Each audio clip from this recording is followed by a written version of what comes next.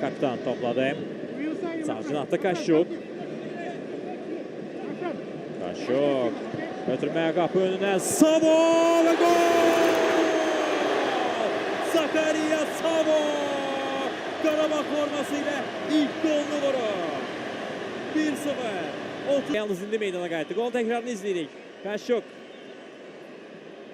Rəqibdən uzaqlaşdı, qapı qarşısına ötürmə etdi və Zakaria Savo da başla dəqiq oynadı. Boş mövqe açıldı və əla zərbə ilə qapçı Steinarsonu məyus elədi.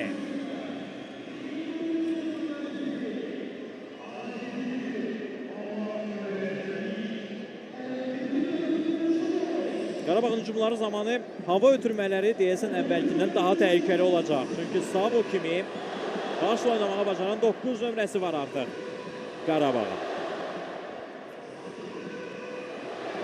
11 nömrəli formanı geyinsə də. Kadil Onir. Yankovic'i gördü amma topu ona çatıra bilmədi. Buna baxmayaraq Zubir topu kazandı komandamız üçün. Zubir! 2-0! Abdullah Zubir!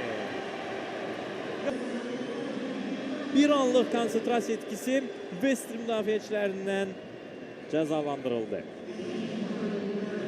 Zubir əla oynadı burada. Topu rəqibdən çox yaxşı aldı.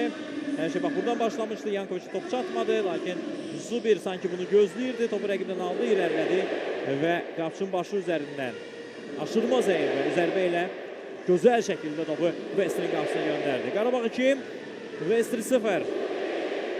İlk hissəni çox güman ki, Qarabağ 2 topluq üstünlüyü ilə başa vuracaq bununla da.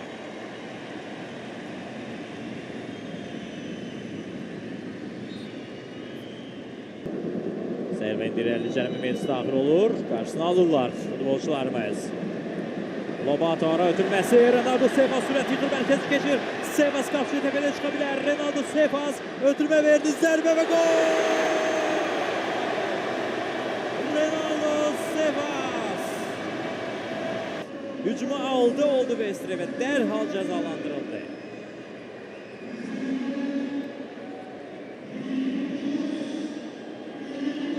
Zakaria Savo idi irəliləyən. Əslində ilk baxışdan onun Sefas olduğunu düşündü. Yeni futbolçulardı Qarabağda, biz də öyrəşməliyik. Yekunda Sefas golu vuran futbolçu oldu. Savo gol ötürməsini də əlavə etdi vurduğu qola. İki məhsuldar hərəkət ilk oyunda Zakaria Savo'dan. Yamaikalı Ronaldo Sefas'da debüt oyununda fərqlənməyə bacarır. Bu dəqiqələr ərzində sizinlə birlikdə yayımımız yekunda.